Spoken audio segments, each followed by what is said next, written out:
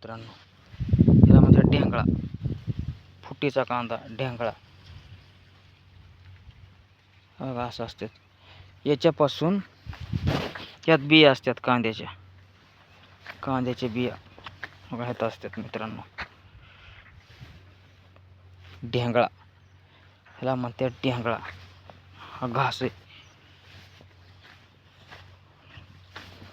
चलो ढेंगळा बघा. ढेंगळा कसं आहे रानातलं वातावरण कडक आहे ना, का छान आहे, का खूपच छान आहे सांगा कमेंट करून. इकडं पाणी दिलंय बघा, काहीतरी लावलं असेल. मस्त पाणी दिलंय ओके पैकीच. हां, येणारं पीक मस्त येईल. ओके, फवारा सिंचन प्रकल्प यांचा डायरेक्ट फवारा असं सिस्टीम आहे. इकडं काय पेटावले बघू, काय पेटावले बघू. नाही तर जाऊ घरी जाऊ, वेळ इथंच जाईन आपला आहे का नाही. आपलं चालत आलोय, एखादी गाडी भेटते का बघू घरापर्यंत, नाहीतर आपलं चालत. हे बघा शापूची भाजी बघा, सरळ कसं दिसते, कशी आली बघा. खाली दाखवतो तुम्हाला अशी कशी आली. शापू म्हणते त्याला, शापू. कसं आलंय, कसं दिसते. चला खोंड बघा कशी, खोंड आहार गडी शर्यतीतली खंड्या पांड्या. हा खंड्या आहे, हा पांड्या आहे. खंड्या पांड्याची जोड. मार आता ये मारायला.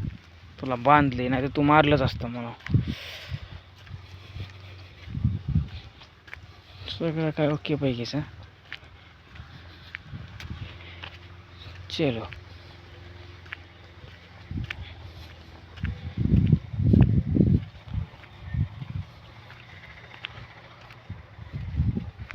हे कशाचं झाड आहे, उत्तायला त्यांच्याच नंतर बघू दाखवू.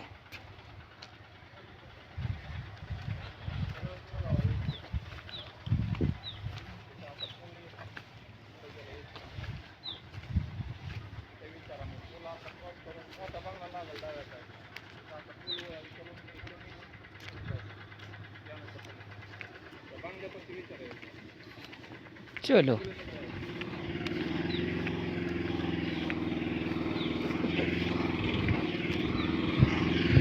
काय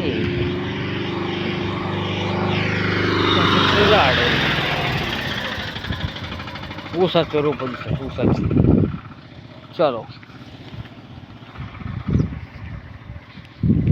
चलो जुनी टाकी बघा ही. आम्ही इथं पाणी प्यायचं अगोदर आहे ना, केळीची झाडं होती. केळी ही बघा, नारळ. माजी सरपंचाचं घर आहे इथं. आपले परममित्र ज्ञानेश्वर शिंदे यांचे वडील लक्ष्मण शिंदे यांचं घर आहे. समोरच इकडं आपला रस्ता आहे घरी जायचा. आपल्याला कोंबड्या पाळायच्यात.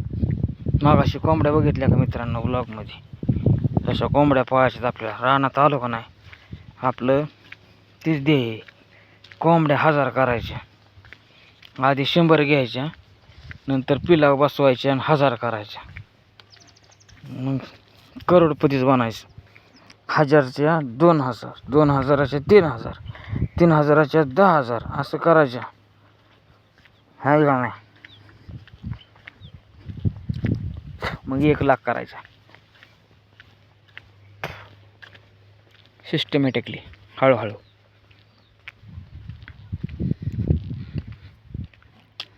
चलो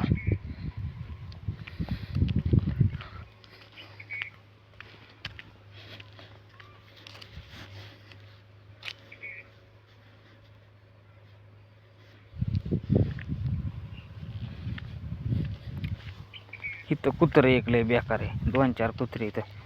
ह्यांनी बघा कशी केले तर कोंबडी मस्त. रानातले कोंबडं मस्त राहतात. इकडं गावात म्हणलं की रोग येतो या. चला, रस्ता खराब आहे जरा.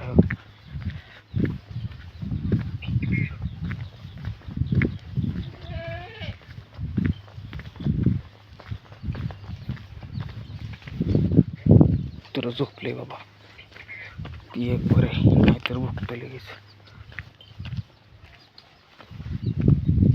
बारकी पिलं बघा कोंबडीची दिसतात का?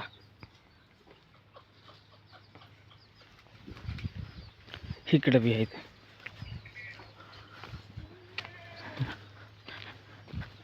मस्त अशीच बसवायची आपल्याला. नारळ बघा, नारळ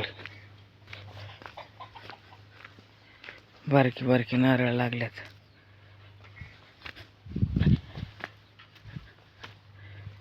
कसलं झाड आहेत, फुलं बघा ह्याची. एरंड ही एरंडाच्या बियापासून तेल काढतात, मकापासून दारू बनवतात.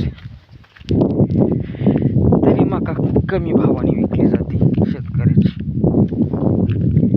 शेतकऱ्याचं लय अवघड आहे मित्रांनो, काय सांगायचं.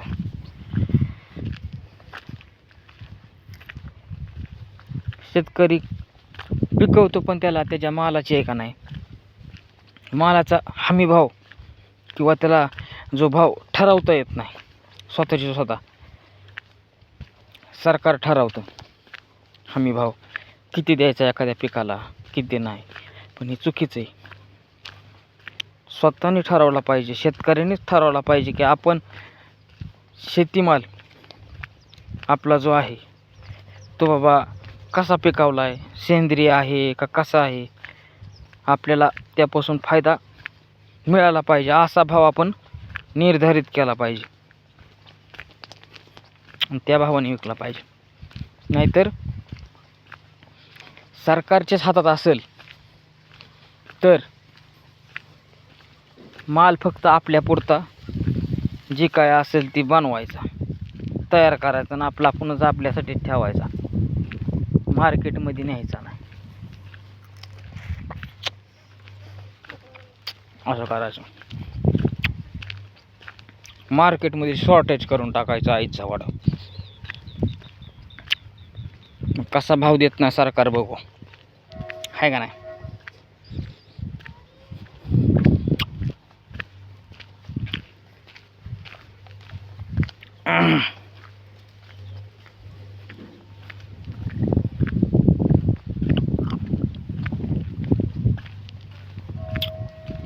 शेतकरी राजा आहे, शेतकरी राजाच राहणार.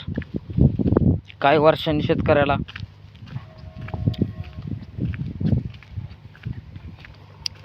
चांगले दिवस येत्यानच आणि येणारच. शेतीशिवाय पर्याय नाही. मोठी लोक, श्रीमंत लोक, कॉर्पोरेट लोक, ह्यांना अन्न कुठून भेटतं? शेतकऱ्याकडून मिळतं. त्यामुळं शेती अतिशय अत्यंत महत्त्वाची गोष्ट आहे. पण तरी पण आहे झालं, शेतीला भाव नाही. भाव बी येत असतो. शेतकऱ्यांची एकी पाहिजे, एकी. त्यांनी ठरवलं पाहिजे, एखादं वर्ष निर्धारित केलं, समजा ह्या वर्षी फक्त आपण आपल्या घरापुरतंच पिकवायचं, घरापुरतंच खायचं, सेंद्रिय खायचं आणि चांगलं खायचं. भाव नाही तर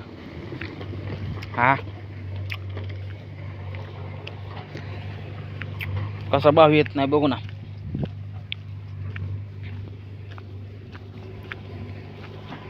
जख मारत भाव द्यावा लागल. इकडं काय चाललंय, इकडचा रस्ता उकडायचं चाललंय का?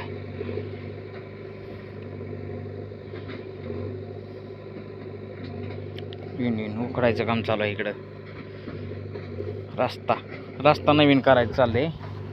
का रस्ता खराब झाला आहे ना, त्याच्यामुळं हा रस्ता सगळा असा उखाडून दुसरा नवीन करायचा असं चाललंय त्यांचं नियोजन. हे का JCB चालू आहे मित्रांनो. आता मी आलोय इथं, आलोय अनिल शिंदे यांच्या राणापाशी आलोय मी.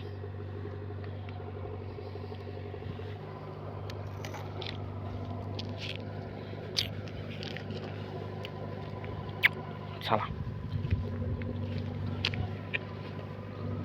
घरी जातो. मी एक पिक्चर बघत होतो आज म्हणजे आले लावला होता, मंजुमल बॉईज म्हणून. तो कंटिन्यू करायचा आहे मला. खूप छान पिक्चर आहे. मल्याळम हिंदीमधून बघतोय मी डब. खूपच छान पिक्चर आहे.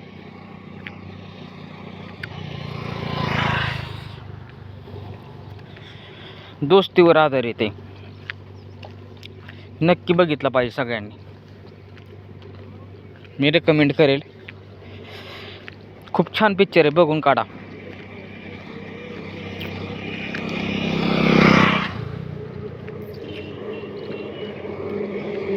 डाउनलोड करा आणि बघा.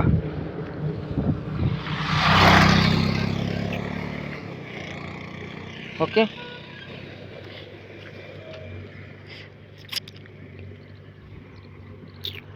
चला तर मग भेटू दुसऱ्या ब्लॉगमध्ये. आतापर्यंतचा ब्लॉग संपवतो.